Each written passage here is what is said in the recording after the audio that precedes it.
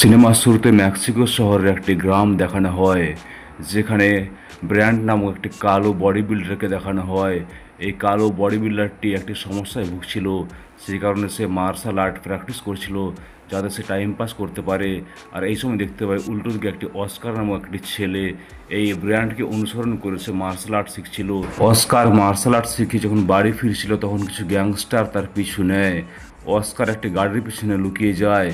গ্যাংস্টাররা যে অস্কারের পিছু নিয়েছে তা ব্র্যান্ড দেখতে পায়। এরপর ওই গ্যাংস্টাররা অস্কারের বাড়িতে পৌঁছে যায় সন্ধেবেলায়। ওই গ্যাংস্টাররা অস্কারকে গান পয়েন্টে রেখে বলে যে তোমার দাদা যদি না আমাদের বস হতো তাহলে আজকে আমরা তোমাকে মেরে ফেলতাম।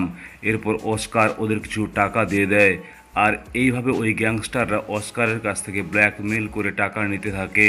অস্কারের দাদা হেক্টর কোনো কারণে জেলে ছিল, আর সেই সুযোগে গ্যাংস্টাররা অস্কারকে ব্ল্যাকমেল করে টাকা নিত।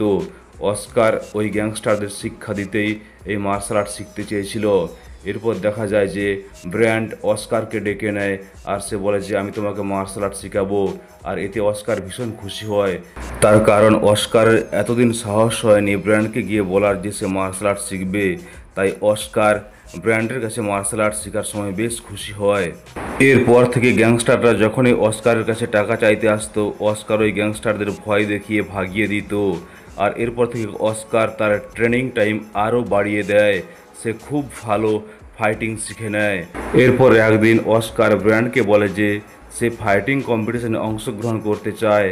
তখন ব্র্যান্ড অস্কারকে বলে যে আমি শুধুমাত্র তোমাকে সেলফ ডিফেন্সের জন্য মার্শাল আর্ট শেখাই, অন্য কোনো যুদ্ধ করবার জন্য নয়। এরপর দেখা যায় হেক্টর জেল থেকে ছাড়া পেয়ে যায়, আর সে তার ভাইয়ের সঙ্গে দেখা করে। সেই সময় সেখানে পৌঁছে যায় ব্র্যান্ড বা কালিয়া, আর যা দেখে হেক্টর ভীষণ ভয় পেয়ে যায়। তার কারণ হেক্টর জানতো যে ওই ব্র্যান্ড নামক লোকটি একজন পুলিশ কর্মচারী, তাই সে ভয় পেয়ে যায়। হেক্টর তার ভাইকে একজন গ্যাংস্টার রূপে দেখতে চায়, অর্থাৎ সে তার ভাইকে গ্যাংস্টার বানাতে চায়। অন্যদিকে অস্কার চায় সে নর্মাল জীবনযাপন করতে। এরপর দেখা যায় যে হেক্টর জেল থেকে বেরোনোর জন্য তার গ্যাংস্টার গ্রুপ একটি পার্টি রাখে, আর হেক্টর তার ভাই অস্কারকে ওই পার্টিতে নিয়ে আসে। অস্কার এই পার্টিতে এসে ভীষণ বোর হচ্ছিল, সে হেক্টরকে বলে যে সে এখানে আর থাকতে চায় না। তখন হেক্টর অস্কারকে বলে যে তুমি এই পার্টিতে থাকলে আমি তোমাকে একটা আন্ডারগ্রাউন্ড ইল্লিগাল ফাইটিং দেখাবো, আর এতে অস্কার রাজি হয়ে যায়।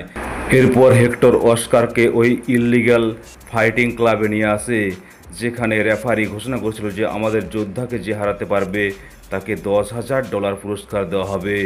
আর এতেই দেখা যায় অস্কার রাজি হয়ে যায়। রেফারি ওই বাচ্চা ছিল, অস্কারকে দেখে ভাবছিল যে অস্কারকে তো আমাদের যোদ্ধা মেরেই ফেলবে। সব গ্যাংস্টাররা অবাক হয়ে যুদ্ধ দেখছিল, আর অস্কার ব্র্যান্ডের শেখানো টেকনিক ইউজ করছিল যাতে ওই যোদ্ধাকে সহজেই অস্কার পরাজিত করে আর $10,000 জিতে নেয়। অস্কার একজন কম বয়সী ছেলে হয়েও এই যুদ্ধ জিতে নেয়, আর যা দেখে হেক্টর এবং গ্যাংস্টাররা ভীষণ অবাক হয় এবং খুশিও হয়।